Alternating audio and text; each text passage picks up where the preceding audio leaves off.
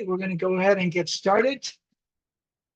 Good morning and good afternoon, everyone, and welcome to today's Export Control Compliance webinar. My name is Fred Ladder-Parisa, and I'm honored to serve as your moderator for this important session. Currently, I chair the Education and Outreach Committee for the National Association of District Export Council, also known as NADEC. I also lead the EXIM 2020 group, where I help companies address global trade and compliance challenges. Just a little background. Earlier in my career, I retired as director with the U.S. Department of Commerce, International Trade Administration, and I have led export-import operations for companies such as Hughes Aircraft and General Motors. For anyone that's new to NADEC, we are a nationwide organization with approximately over 1,300 members, each appointed by the U.S. Secretary of Commerce. NADEC works closely with the U.S. Department of Commerce, International Trade Administration, and the U.S. Commercial Service. I want to emphasize one important part about NADEC. Partnership and collaborations are the heart of our mission, helping U.S. businesses like you succeed abroad while staying compliant with federal export controls. Our key partner is the U.S. Department of Commerce, the International Trade Administration, and of course, the U.S. Commercial Service. Just a little background on the Department of Commerce, specifically the International Trade Administration, also known as ITA, operates more than 100 domestic offices across the United States and offices in over 70 international markets. In addition to that, they support U.S. businesses by promoting U.S. exports and international investment through a strategy focused on market access and advocacy. And including that, they leverage trade missions and events to expand the global reach of American companies. At this time, it's my great honor to introduce our keynote speaker, Mr. Deep Sengupta. Deep is an expert in export control compliance with a distinguished career spanning FedEx and KMPG. He's the founder and CEO of DSG Global LLC, a leading international trade consulting firm. He also served as principal of FedEx Regulatory Consulting Group and helped establish KMPG's international trade and custom practice in India. Quite a background international. His global upbringing in the UK, Canada, and India certainly will give him a unique perspective on globalization from an early age. He has earned a BA, an LLB from India, an LLM in taxation from the University of Washington, and he's also completed executive education at Harvard's Kennedy School of Government. He leads DSG Global, and one of the areas that is very difficult to get, but one of the most prestigious awards given in the United States is the President's E Award for Export Services in 2021. He advised U.S. government agencies on imports and export strategy as a subject matter expert.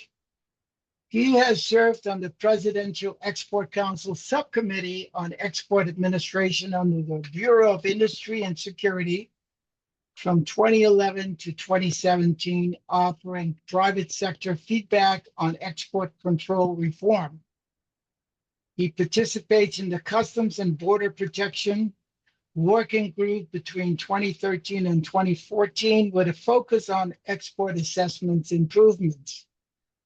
He's been around a while. He appointed by 4 U.S. Secretary of Commerce to the District Export Council of Northern California, served as chair from 2016 to 2018.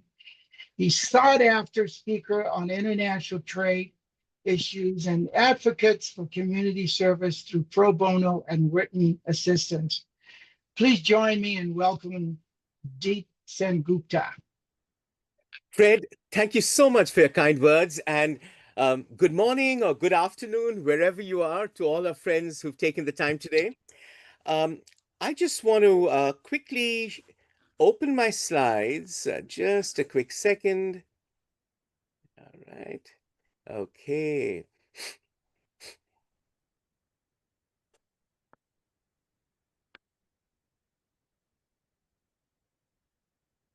Slideshow.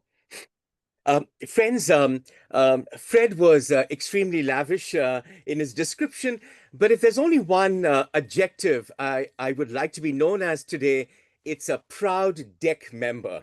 I've been a member of the Northern California District Export Council for about 19 years now, and as any other DEC member will tell you, we love spreading the knowledge and help promote US exporters such as yourself. So thanks for taking the time today. Our event is called Export Control, Updates and Developing an Export Compliance Plan. You know, the agenda has four big components. One is a basic overview of export controls. That's going to be the meat, the bulk of our presentation. I am going to touch on export enforcement trends. It's only been about 8 months of this administration, and to also talk about recent updates, both very briefly, but then I'll also focus on developing an export compliance plan. And as a prize to those of you who stay on till the top of the hour, we have a free offer, but you've got to wait till the top of the hour. So, friends, this is our first survey question. What is your familiarity with export controls and the EAR? I'll just give just 30 seconds. Are you completely new to export regs, export controls? Do you have a basic understanding, choice two? Or are you the intermediate and advanced level?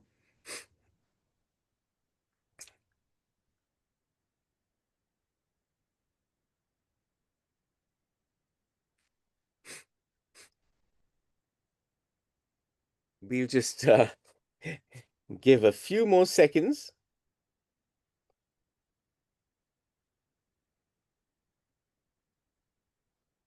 All right.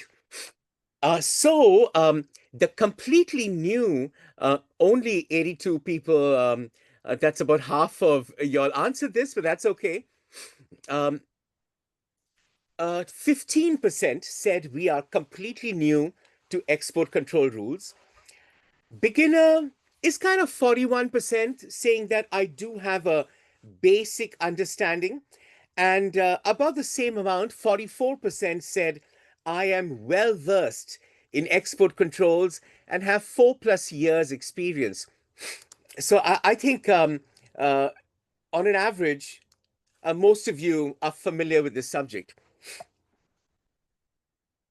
So let's talk about the basic overview of export controls. I'm going to start with a quick quiz that I give, my clients. Just a very quick 10 question. You don't have to raise your hands, just say it mentally. Then we look at what is an export? When do you need an export license? Common questions about record keeping, EEI reporting, penalties, and also about identifying red flags and knowing your customer. But first, this very quick quiz. And please, feel free to raise your hands if there's no one else in the room. Do you have an export compliance department or somebody who's authorized in your team to handle export compliance? Do you have an export compliance program?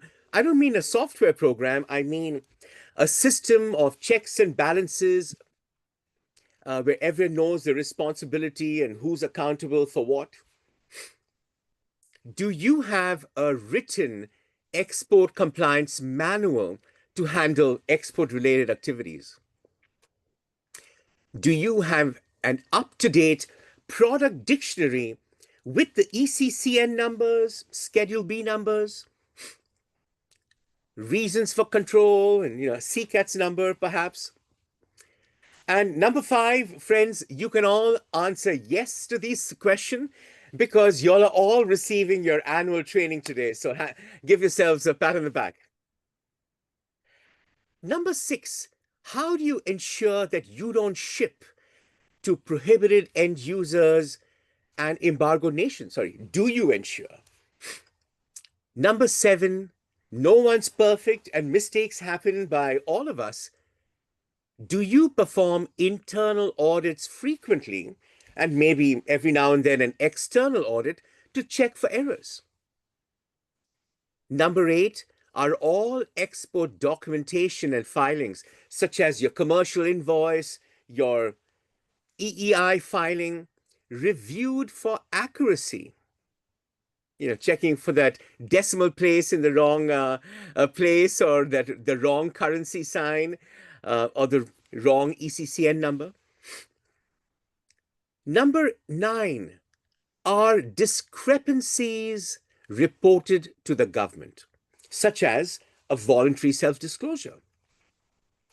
Number 10, do you feel confident that your company can withstand an export enforcement audit or a visit? Now, if you've answered no to any of these questions, then your company is taking risks. Now, this was just a very quick 1-minute, 10-question scorecard. But if you'd like a free, longer scorecard, we have one. It's free.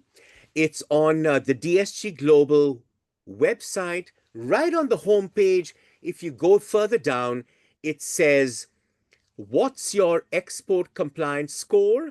And that provides you an export compliance scorecard, which I'm sure you'll finish in less than 5 minutes. It's just 25 questions, but you'll automatically get an automated PDF report, which you can show to your bosses for more resources in case you have any corrective action.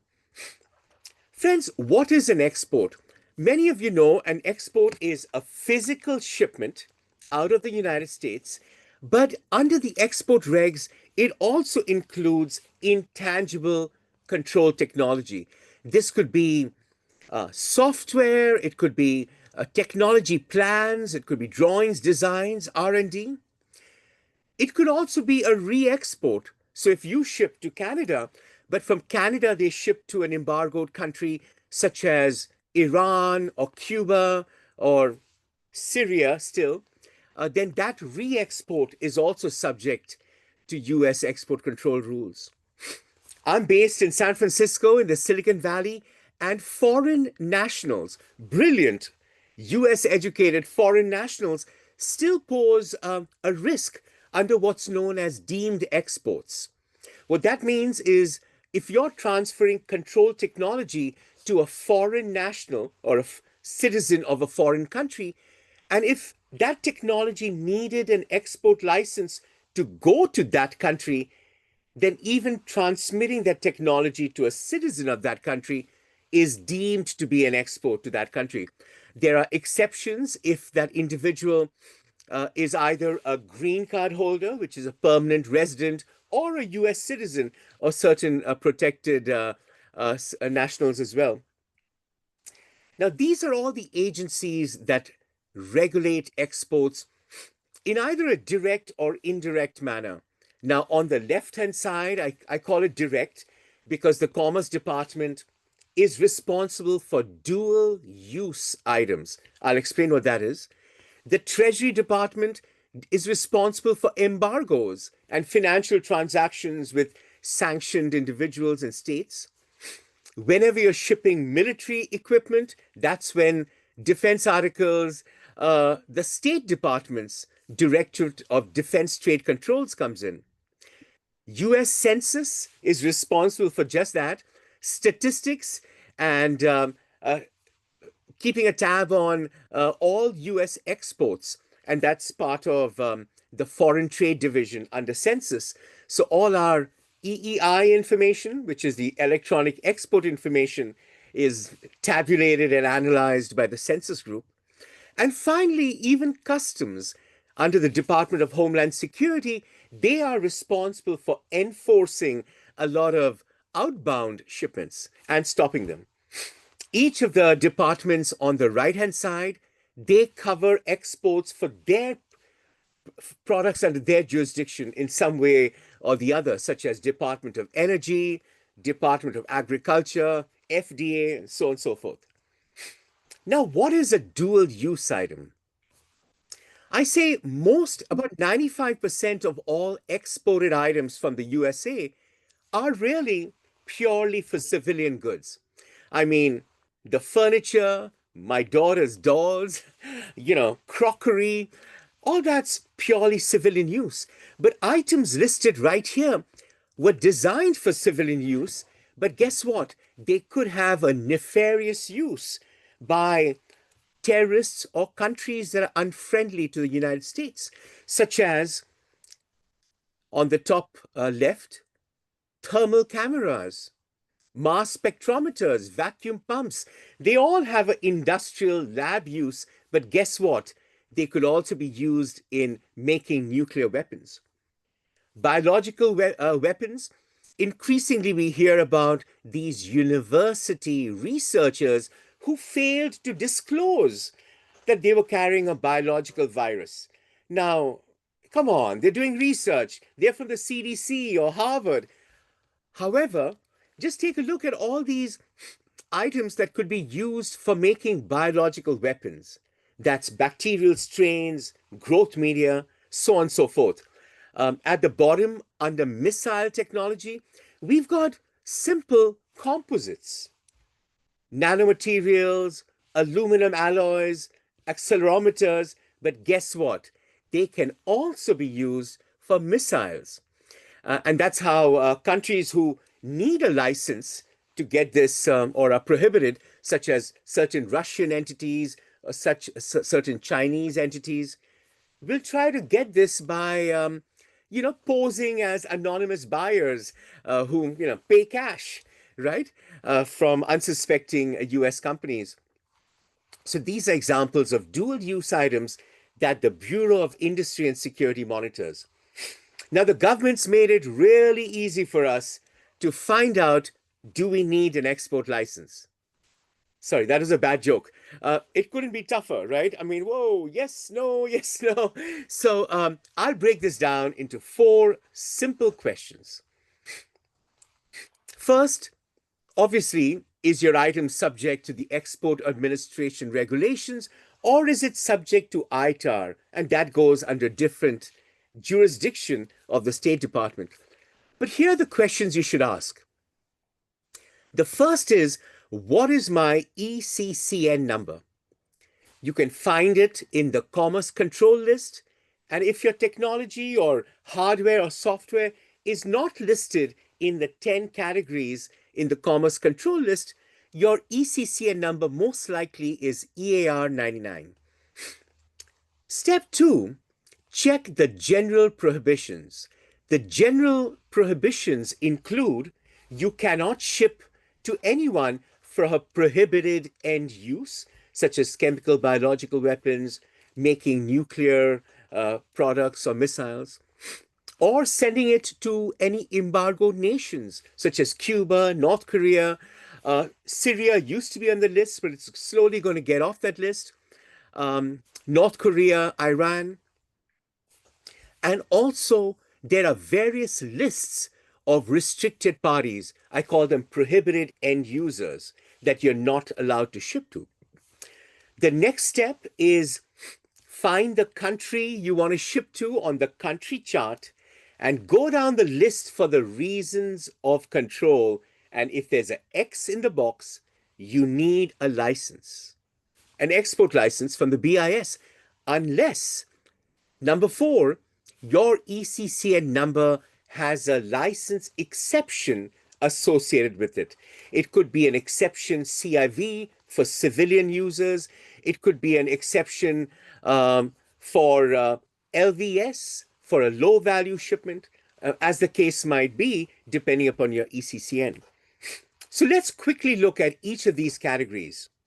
Step one, determining your ECCN number. There are three ways you can do it. Always check with the OEM if your product was manufactured by the original equipment manufacturer.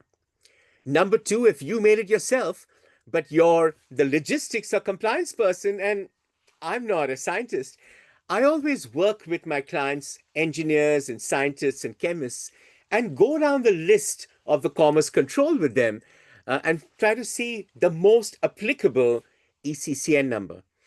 Finally, if you're not sure, I always recommend taking the safe way out and submitting a ECCN determination request to the BIS using the platform called SNAP-R, Simplified Network Application Process Revised.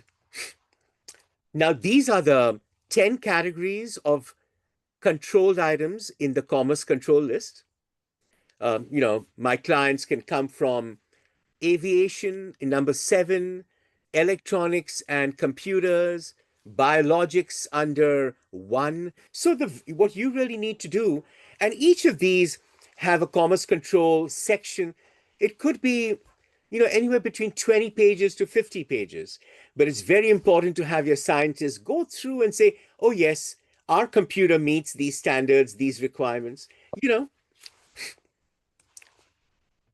The ECCN, once you decide the first digit, which is the category, the second digit is alphanumeric, which is A, B, C, D, E, depending upon whether it's equipment, test equipment, materials, software, or technology, as I've indicated with the arrows. Now, step 2, do any general prohibitions apply? I just covered this. I said any denied parties or restricted parties on the various government lists, any prohibited end use, embargoed countries, you are not allowed to ship to. But the last one is very important. This talks about a knowledge violation, saying you are prevented from exporting if you know that a violation is going to occur. So you ship it to your distributor in Dubai, it's all good, but you somewhat have a feeling that Dubai is going to ship it to Iran, to, one of their laboratories that's still standing. And you say, I'm just doing my bit, but whatever my distributor might do, I'm not sure. I do have a hunch. Then you have a knowledge violation because you do have a suspicion that your distributor might ship it illegally and commit an export violation. So let's ask our second survey question. Do you screen your customers against these restricted party lists? There's a whole bunch of them. I'll give you a minute.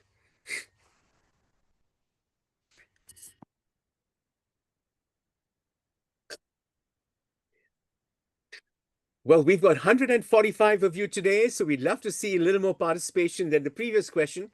First question is,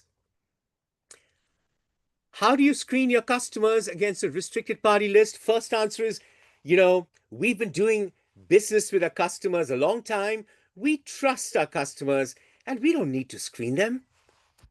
Number 2, we manually check our customers against the consolidated screening list. And the last option is we've got a software that automatically screens our customers every morning, once a day, against all our lists.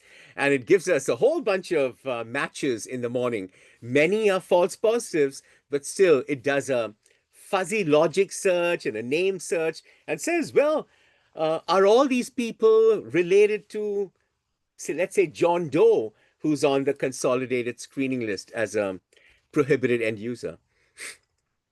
We can, again, 50% attendance, that's fine. So most of you do it manually. 61% has chosen, we check our customers against the consolidated screening list.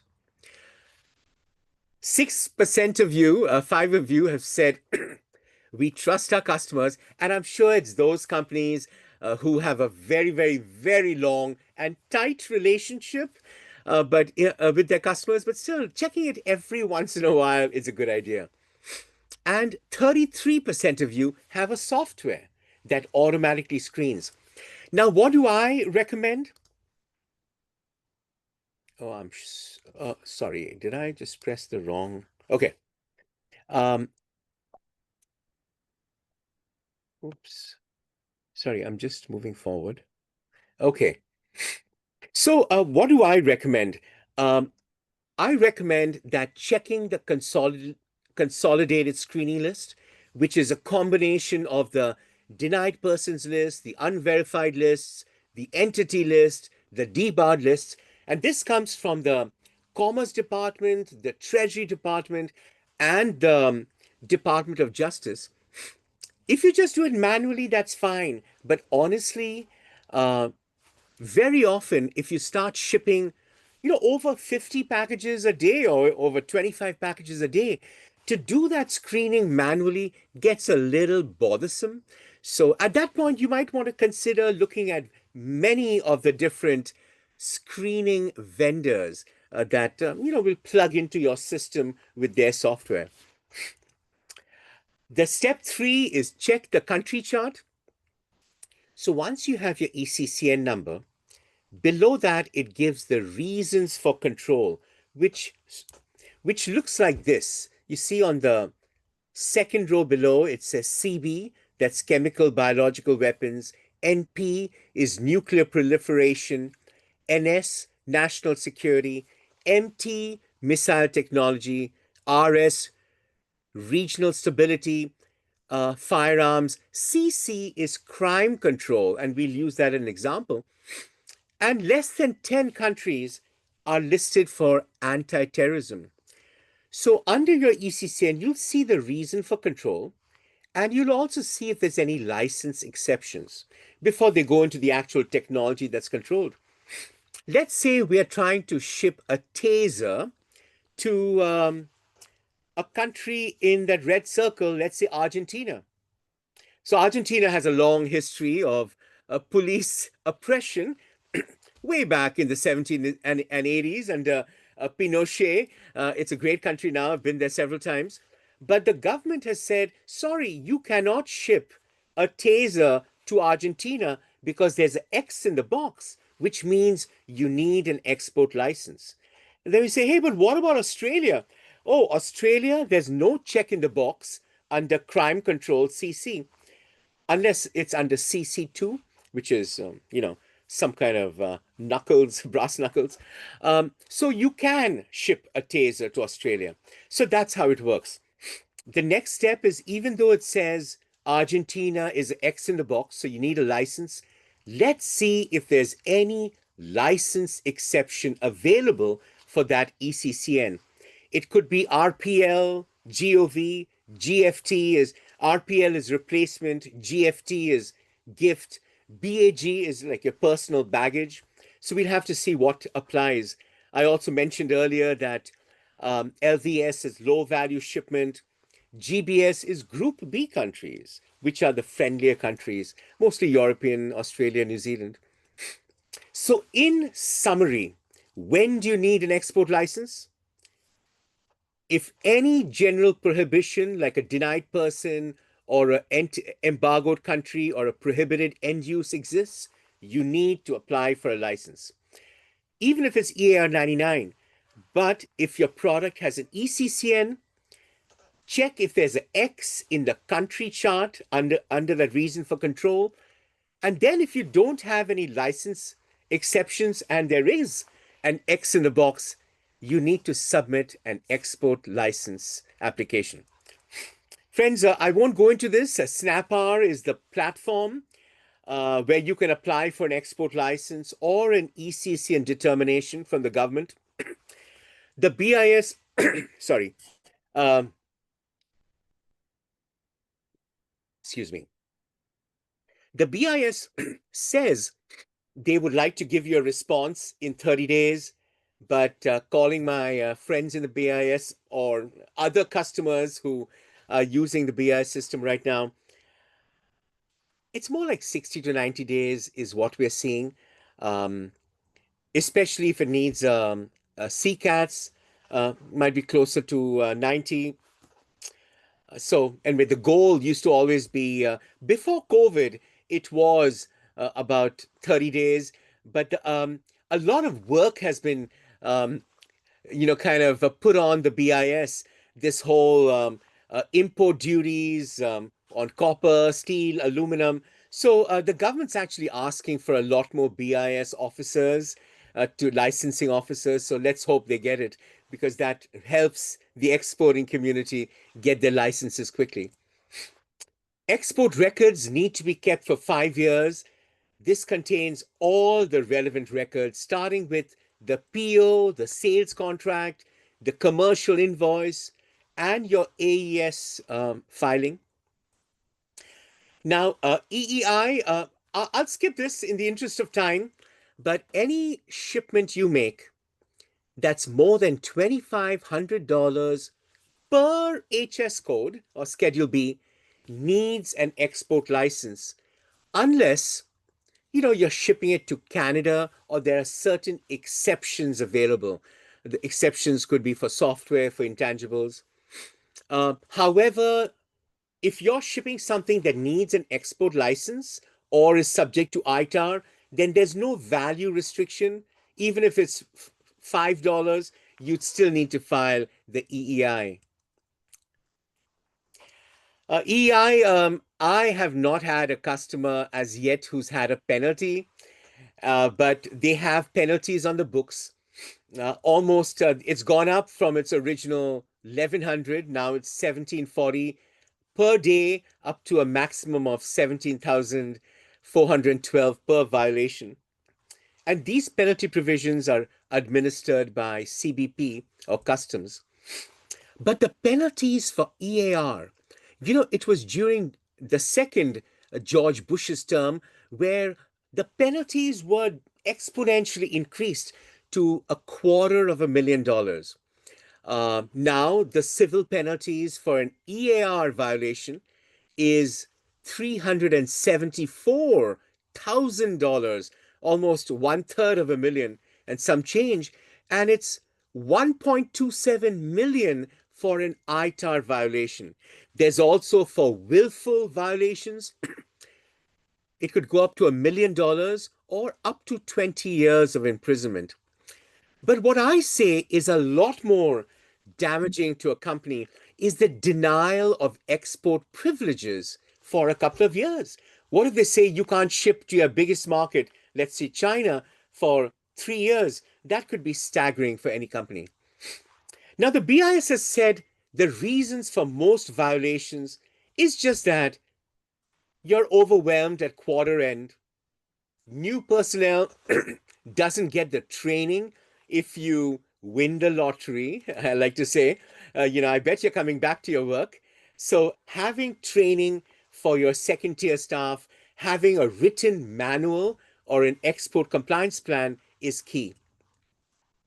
I'm going to skip this slide, but I just want to say nothing happens till somebody sells, right, in your company. But at the same time, overwhelmingly, export violations happen by overzealous and wonderfully meaning salespeople.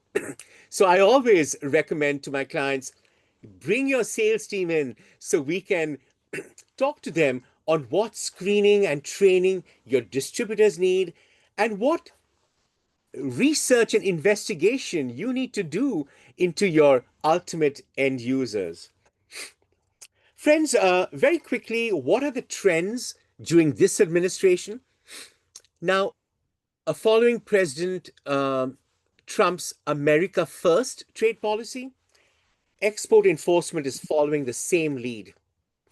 It's got to be right for America. If anyone uses our innovation in a harmful manner, we're clamping down. Usually it's the emerging and foundational technologies. So we expect to see a very aggressive and broad-based enforcement activity. The Commerce Secretary at the recent update conference in March said that his two priorities is enforcement and focus on China. And the undersecretary has just asked for a massive increase of $134 million to strengthen enforcement. What does that mean? That means it's not all going to foreign countries. It's also looking at us as at exporters, at our commercial invoices, doing our research on the parties that we do business with. So expect that as the new normal. This was a continuation from President Biden's term, but this is a stated priority of the US government as well under President Trump. Um, I won't go into this, but if you're in quantum computing, AI, hypersonics, and semiconductors, and your products may be diverted to militaries or intelligence end users, you can be sure the government's probably scrutinizing your shipments. What it means for us, I said, we need to be more vigilant.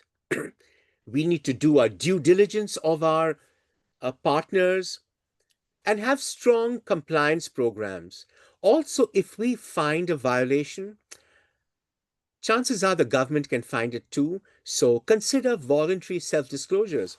Remember to always bring your general counsel in, because the penalties, even with a voluntary disclosure, could be half as much. So if we're talking millions, don't just go ahead and send that letter to the government.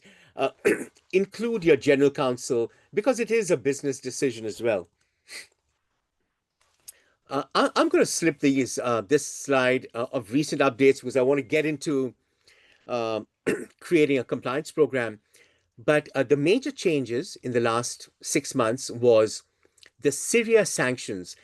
They've been lifted by the Treasury Department's OFAC, and we've got some rules in the pipeline from BIS to kind of revoke these sanctions on Syria.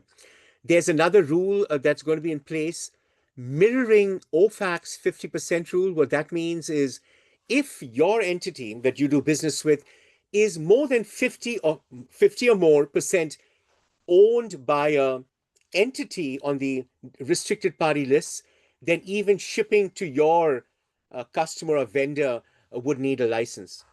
The government has rescinded the Biden era artificial intelligence diffusion rule that makes it very easy for my clients who may have had a 3A991 AI chip, not that regulated, but now Donald Trump's government has rescinded that rule.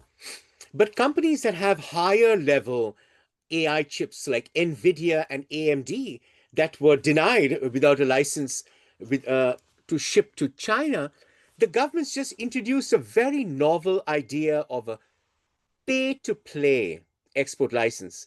So NVIDIA and AMD are now allowed to ship to China, but they've got to pay 15% of their Chinese revenue, Chinese sales. A lot of people are saying, hey, that goes against our constitution because there's a tax on exports, but let's see. Also, a whole bunch of settlements. They don't follow any pattern. Cadence, 140 million shipped to an entity owned by the Chinese military. M&M Wireless got a denial order and they provided wrong information to their shipment to the distributor in Dubai. Alpha and Omega Semiconductors illegally shipped to Huawei. So they got a $4 million penalty. And another company, Andritz, shipped to Germany, but then it was diverted to Russia without a license. So earlier, there used to be kind of a compromise with the government that companies would say, we're not admitting fault, but those settlements are being eliminated. So the government's taking a very hard stand. Friends, let's go to the last portion of our talk today on, does your company have an export compliance plan? And the question is, do you? And this is a survey question. Yes, you do, or no, you don't, or not sure. Maybe it's there, but I don't know. So please take your time to answer this question. It's our last survey question.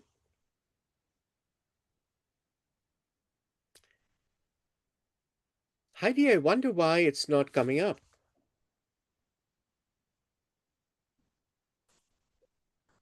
I'm working on it. Okay, thank you.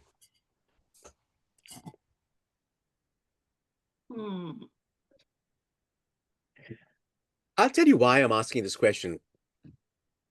We covered a lot today, but if I see a lot of you, let's say more than 50%, don't have an export compliance program, maybe that could be a subject of a future training for all of you. Where we I just am focus. not sure what the problem is, but it's not letting me launch it.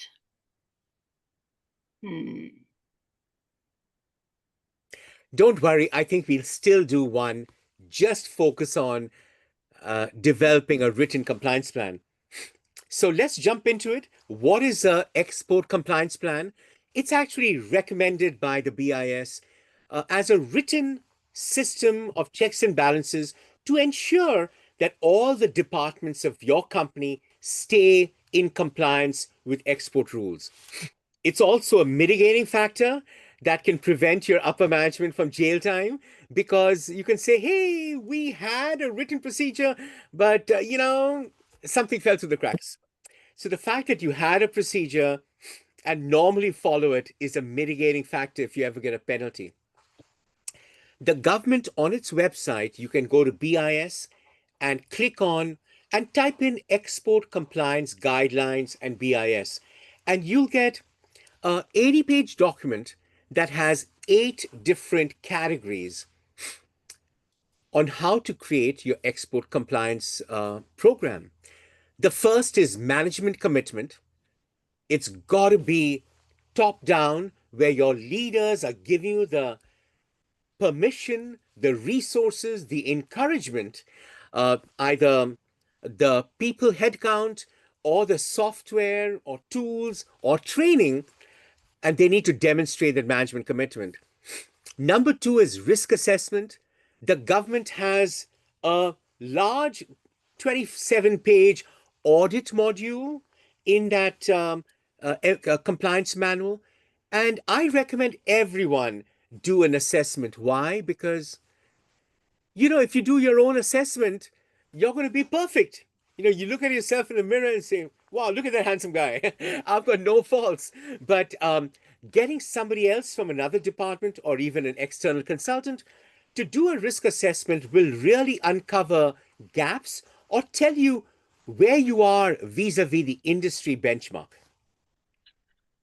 The previous section also requires that you do a step-by-step flow chart from order processing all the way to fulfillment to shipping out of the door, and who within your company has responsibility, and ensuring wherever there could be slippages or gaps and how to mitigate that. Export. Chief, you have about 1 minute. Got it. Thanks, Frank. Under export authorization, have you done your ECCN determination and got the licenses you need? Under screening, have you checked every order, not just when it comes in the door, but also when it ships out? Obviously, having a record-keeping plan, ideally electronic, but it should be a complete replica of the paper document. Training, base your training on need, different customized training for different departments, and build that learning culture. Create a cross-departmental export council that meets either every month or at least every quarter to discuss major issues that impact your supply chain. I mentioned already the need for audits to uncover human errors, and having a system of export violations. If you see something doesn't seem right, sound right, refrain from the transaction, escalate, and maybe stop doing business and report to the government saying, I think we've got a denied party who wants our AI chips. Finally, the government has mentioned export manual, which in my view should be right on top. creating an export manual, which is like a GPS for your journey through this labyrinth of export rules. Friends, very quickly, these are the best practices that my clients adopt for creating an export compliance manual. Having a formal statement for management, having the knowledge and getting the training, flow charting the entire order process, identifying contacts. Number 4 is written procedures. Number 5 is creating a database for your products with the associated ECCN numbers.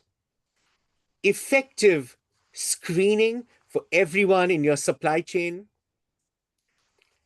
Record keeping.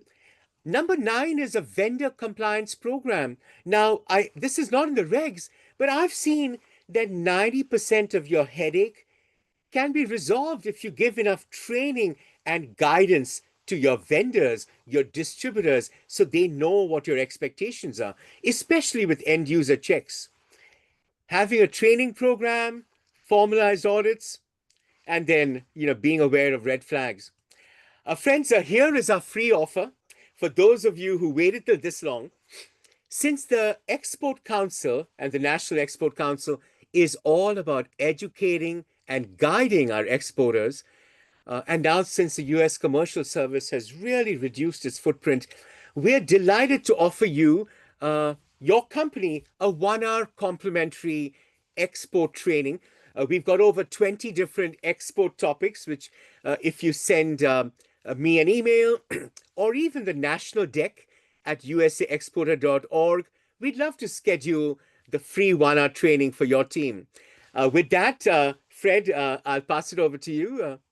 Thanks, everyone. Thank you, Deep, so much. As you were presenting this in 45 minutes, was very thorough.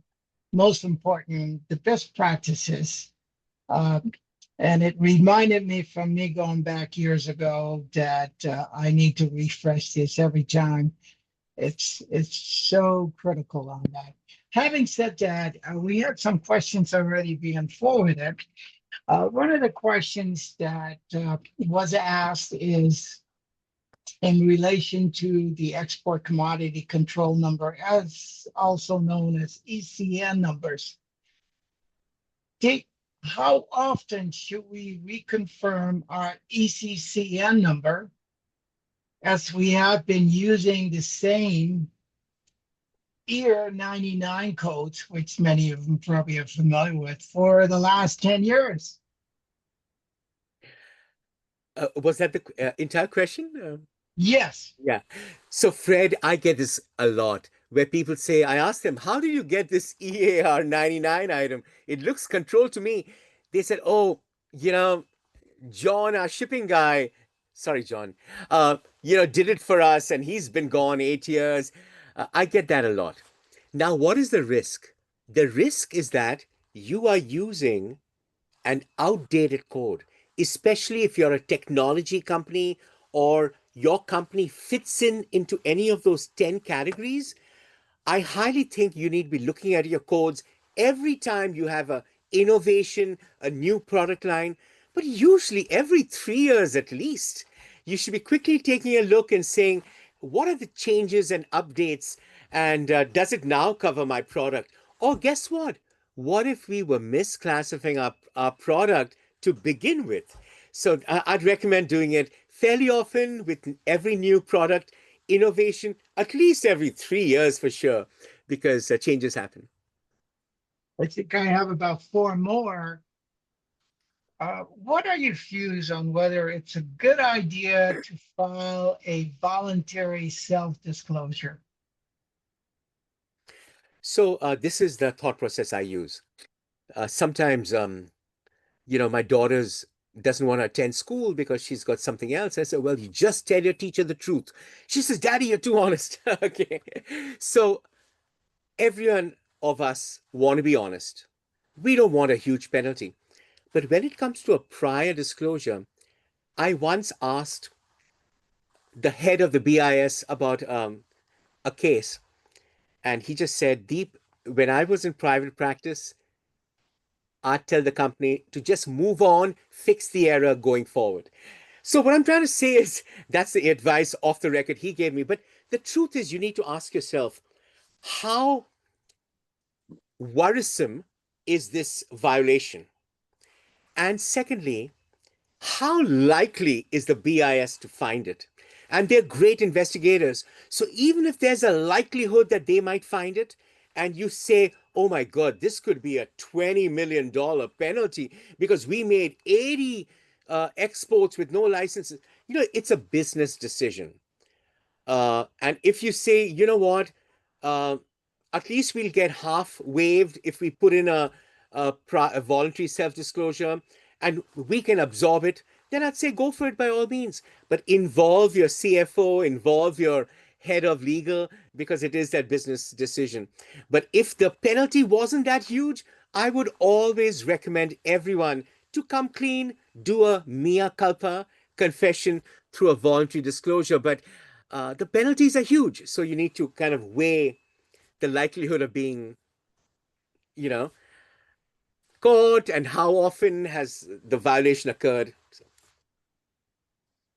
The other question, it seems like BIS, the government, is targeting universities and foreign nationals. What are your thoughts about this? It does feel that they are targeting universities, but I think for different reasons. There are diversity concerns that this government has, DEI issues. That's why they're targeting some universities like on affirmative action.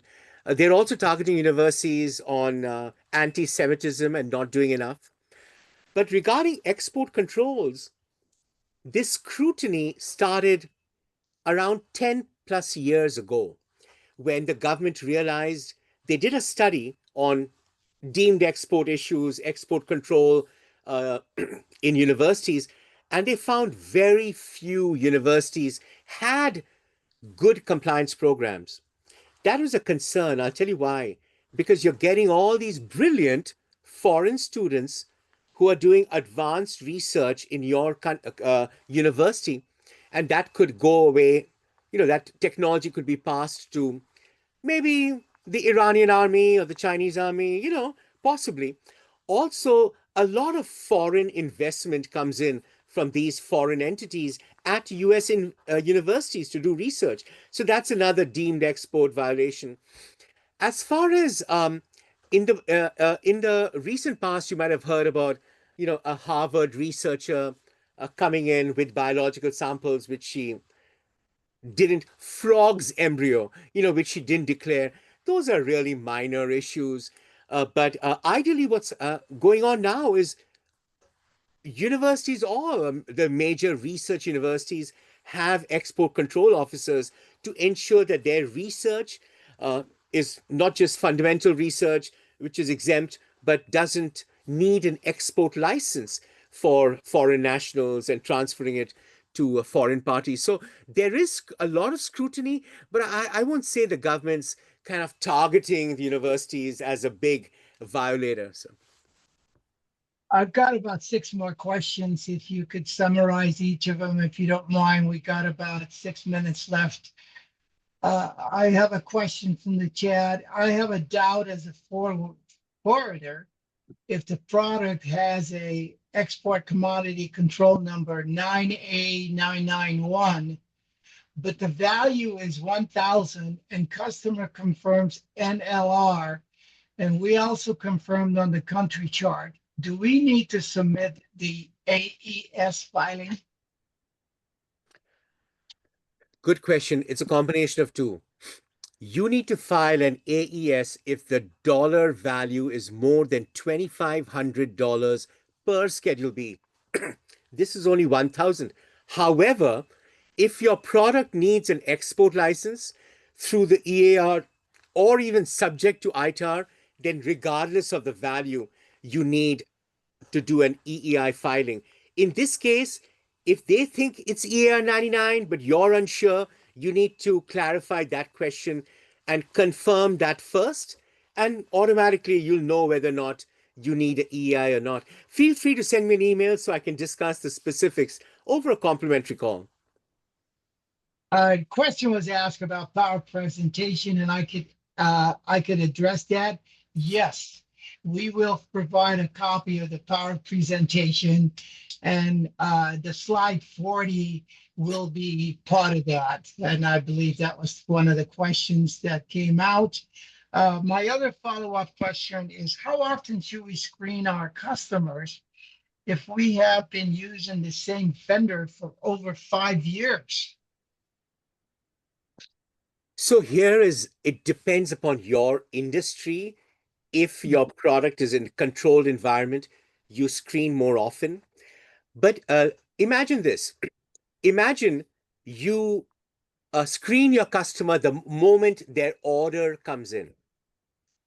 And 2 months later, you're ready to ship out the product that you manufactured based on the specs. But you said, oh, I checked it 2 months ago. But guess what if that entity was added to the list a month ago? It has happened to a few of my customers. They said, hey, last time we checked, it wasn't on the list. Now it's on the list. Now it's held up by customs.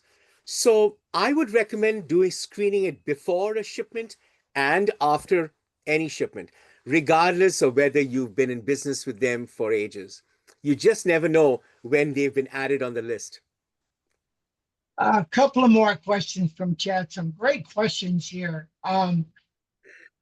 AS filing, is that 2,500 per item or is that per order? It's 2,500 per Schedule B. So Okay. no, actually more than 2,500. So if you have 5 items, 5 PCB boards for $501 each, then the Schedule B number total would be 2,505. So that would be then subject to an EEI filing requirement. Even though per item was just $501, per Schedule B, the value was 5 times 501. Okay. Can a competitor alert authorities to what they believe is a violation, hence triggering investigation? That's how the government gets most of their leads, by your friendly competitors complaining on your. That does happen. Okay. A follow-up questions. We have distributors, resellers of our control technology in the Middle East, but it's very, very difficult to get end user information from them. What do you recommend? There was a case about 10 years ago called Blue Coat Systems. They make products that monitor internet usage.